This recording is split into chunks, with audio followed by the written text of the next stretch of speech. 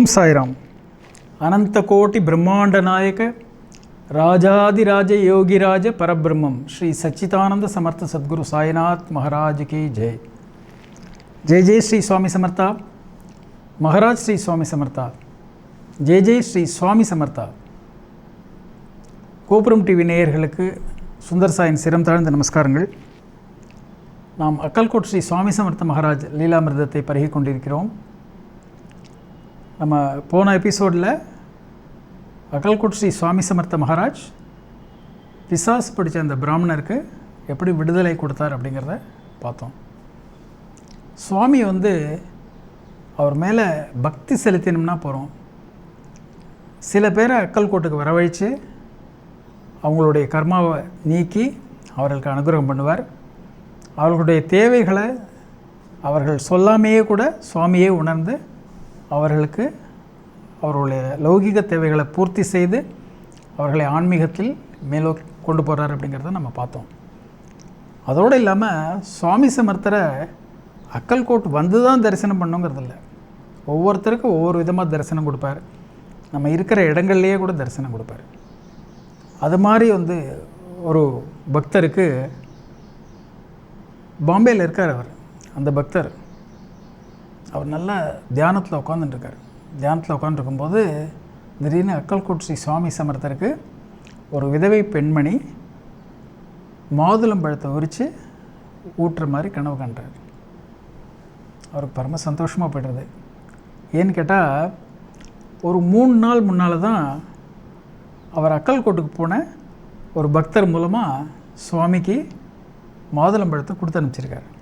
அதனால் அவருக்கு நம்ம எல்லாருக்குமே இருக்கக்கூடிய ஒரு வாஞ்சை தான், நம்ம கொடுத்த பழத்தை தான் சுவாமி சாப்பிட்றாரோ, அந்த தான் நமக்கு தரிசனமாக காமிக்கிறாரோ அப்படின்னு சொல்லிட்டு அவருக்கு ஒரு ஆர்வம் வருது.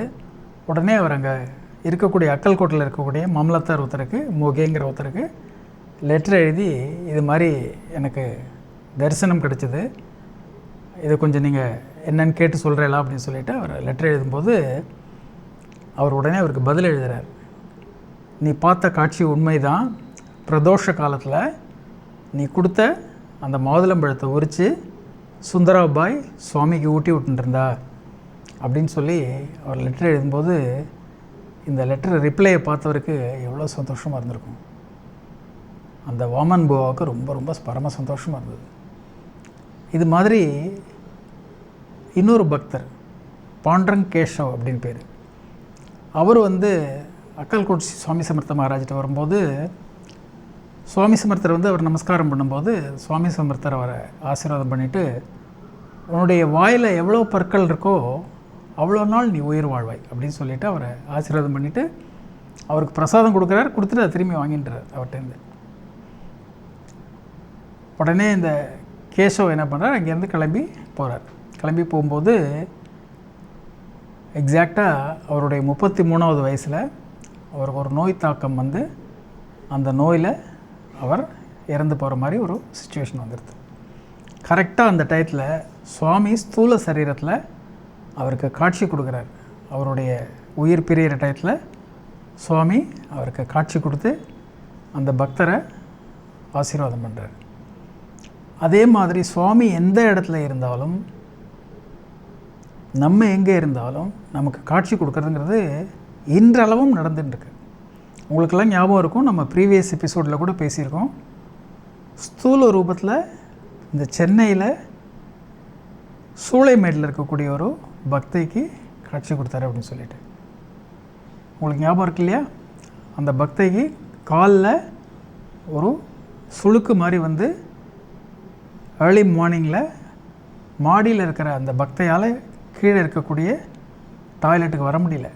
அந்த மாதிரி கால் வலி பயங்கரமாக இருக்கும்போது திடீர்னு பார்த்தா சுவாமி எழுத்தாப்பில் கையில் அந்த பேசின் லட்டோட, சுவாமிக்கு பிடிச்ச பேசின் லட்டோடு நிற்கிறார். நின்று தெலுங்கில் பேசுகிறார் அந்த பக்தையோட. நம்ம இதெல்லாம் பேசியிருக்கோம். அந்த பக்தைக்கு கண்ணை மூடினா சுவாமி தெரிகிறார், கண்ணை திறந்தா சுவாமி தெரியல. அப்படின்னா என்ன அர்த்தம்? ஸ்தூல ரூபத்தில் சுவாமி காட்சி கொடுக்கும்போது நம்ம ஆத்மார்த்தமாக தான் அவரை சேவிக்க முடியும். அந்த மாதிரி சுவாமி இன்றளவும் ஒவ்வொருத்தருக்கும் ஒவ்வொரு ரூபங்களில் காட்சி கொடுத்து அனுகிரகம் பண்ணிட்டு இருக்கார். ஏன்னு கேட்டால் இந்த அவதாரங்கள் இன்றும் நம்மோடு வாழ்ந்து கொண்டிருக்கின்றன அப்படிங்கிறதுக்கு இதெல்லாம் ஒரு பிரமாணம். அதே மாதிரி பரோடாலேருந்து ஒரு பக்தர் வந்திருக்கார். நம்ம அவரை பற்றி படிச்சிருக்கோம். வாமன் புவாவை பற்றி ஏற்கனவே நிறைய பேசியிருக்கோம். அவர் நாசிக் போகிறார். அவருடைய ஒரு குரூப்போட நாசிக்கில் போய் தரிசனம் பண்ண போகும்போது அந்த நாசிக்கில் ரசவாதம்னு நீங்கள் கேள்விப்பட்டிருப்பேன். இரும்பை பொன்னாக்கிற அந்த ஒரு கலை, அது கலைங்கிறத விட ஒரு ட்ரிக்குன்னு கூட வச்சுக்கலாம். அந்த மாதிரி ஒரு ரசவாதி என்ன பண்ணுறார், ஒரு துறவி ரசவாதம் பண்ணிட்டு அவருக்கு அதனால் பெரிய பெரிய பணக்காரங்க குறுநில மன்னர்கள்லாம் ஃப்ரெண்டாகி ஒரு பெரிய படோடோபமான வாழ்க்கை, துறவிங்கிற எந்த விதமான அடையாளமும் இல்லாமல் பெரிய வசதியான வாழ்க்கை, பந்தா அதெல்லாம் பண்ணிவிட்டு அங்கே இருந்துட்டுருக்கார். அந்த ரசவாதத்தில் தான் பெரிய புலமை உள்ளவர் அப்படின்னு நினச்சிட்டு எல்லாம் பண்ணிட்டுருக்கார்.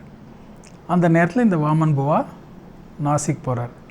நாசிக் போகும்போது அங்கே கோவிலில் கோலப்பா அப்படின்னு சொல்லிட்டு உண்மையான துறவி ஒருத்தர் இருக்கார். அந்த கபாலேஸ்வர கோயிலுக்கு இவாளெல்லாம் கங்கையில் ஸ்நானம் பண்ணிவிட்டு போய் அந்த கோலப்பா சுவாமியை பார்த்து நமஸ்காரம் பண்ணி பேசிகிட்டு இருக்கும்போது அந்த கோலப்பா வாமன் புவாட்ட சொல்கிறார், ரொம்ப சந்தோஷம் நீங்கள் வந்ததில். இதே மாதிரி அந்த சைடில் கோவிலில் இந்த மாதிரி ரசவாதி ஒருத்தர் இருக்கார். அவரும் ஒரு துறவி தான். ஆனால் ஒரு துறவிக்குள்ள எந்த விதமான அடையாளமும் இல்லாமல் அவர் ஏதோ பண்ணிட்டுருக்கார். உங்களுக்கு இஷ்டம் இருந்ததுன்னா நீங்கள் அவரை போய் தரிசனம் பண்ணலாம் அப்படின்னு சொல்லி சொல்கிறார். இவங்க சொன்ன உடனே வாமன் புவா உடனே எப்படி இருந்தாலும் துறவின்னு நம்ம கேள்விப்பட்டுட்டோம், கோவில் வரைக்கும் வந்திருக்கோம், துறவிகள் ஒவ்வொருத்தரும் ஒவ்வொரு விதமாக இருப்பாங்க, இருந்தாலும் பரவாயில்லன்னு சொல்லிட்டு அவரை தரிசனம் பண்ண போகிறார்.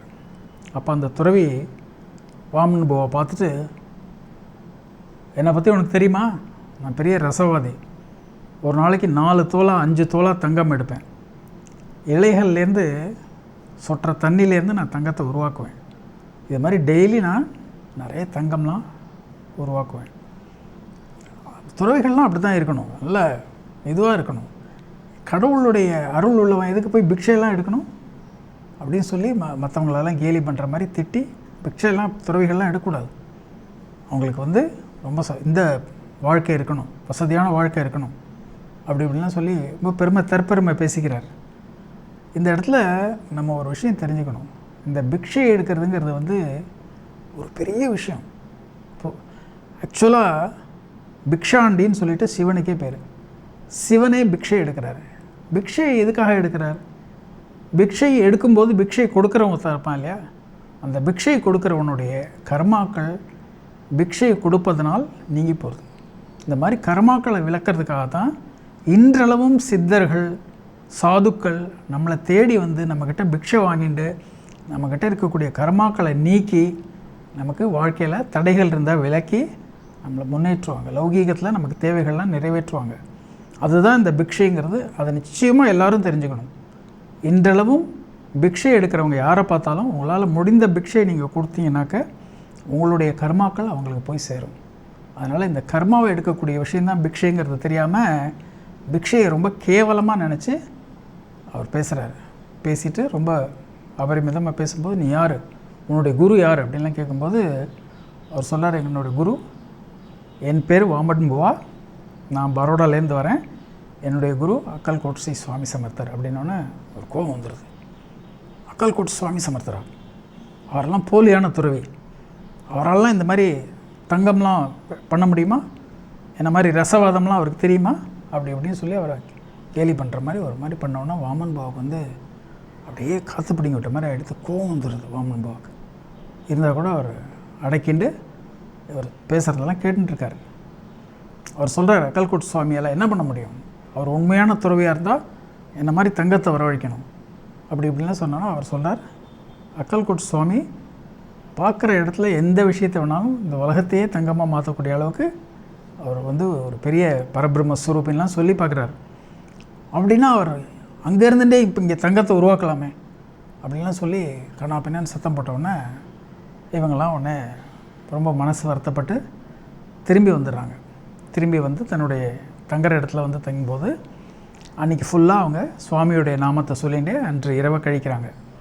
அன்று இரவை கழிச்சிட்டு திரும்ப காலையில் எழுந்தது போய் ஸ்நானம் பண்ணிவிட்டு அங்கே போய் கோயிலுக்கு திரும்ப வராங்க. அதே கபாலீஸ்வரர் கோயிலுக்கு வந்து அந்த கோலப்ப சுவாமியை பார்க்கும்போது, கோலப்ப சுவாமி உங்களுக்கெல்லாம் ஒரு செய்தி காத்துட்டுருக்கு அப்படின்றார். என்ன அப்படின்னு கேட்டால், அந்த ரசவாதியோடைய சீடன் வந்தான் இப்போ தான். அந்த ரசவாதி வந்து பயங்கர கோபப்பட்டு அடுத்த நாள் கார்த்தால் திரைமறைவில் போய் அந்த ரசவாதம் பண்ண முயற்சி பண்ணியிருக்கார். அவரால் எதையுமே மாற்ற முடியல, தங்கம்லாம் எடுக்கவே முடியல. ரொம்ப கோவப்பட்டு சமையல் கூட பண்ணல. அதனால் கண்ணாப்பினான்னு அங்கே இருந்த சேவகர்கள் பக்தர்கள்லாம் சத்தம் போட்டவுடனே அவங்கெல்லாம் பயந்து அடிச்சுட்டு யாரை விட்டு ஓடி போயிட்டாங்க. ஒரு பேர் இப்போ கெட்டு போயிடுது. அந்த ரசவாதி ரொம்ப கோபமாக இருக்கார் அப்படின்னோடனே, பத்தியா அக்கல்கோட் சுவாமி சமர்த்தருடைய லீலை வேலை செய்ய ஆரம்பிச்சிருச்சு அப்படின்னு சொல்லிட்டு வாமன் புவா உடனே நேராக அந்த ரசவாதியை பார்க்க போகணுங்கிறதுக்காக கிளம்பி போகிறாங்க.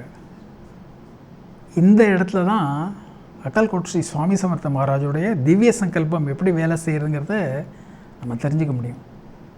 வெயிட் பண்ணுவோம். அடுத்த வாரம் வரைக்கும் இந்த எபிசோடுடைய கிளைமேக்ஸ் எப்படி இதுவாகுங்கிறத நம்ம கேட்கலாம். ஜெய் ஜெய் ஸ்ரீ சுவாமி சமர்த்தா, மகாராஜ் ஸ்ரீ சுவாமி சமர்த்தா, அக்கல்கோட் ஸ்ரீ சுவாமி சமர்த்தா.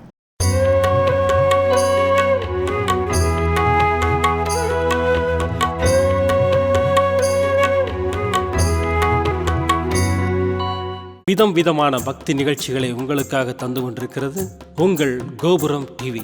உங்களுக்கு பிடித்த நிகழ்ச்சிகளை லைக் செய்யுங்கள், உங்களுக்கு பிடித்த மாணவர்களுக்கு ஷேர் செய்யுங்கள்.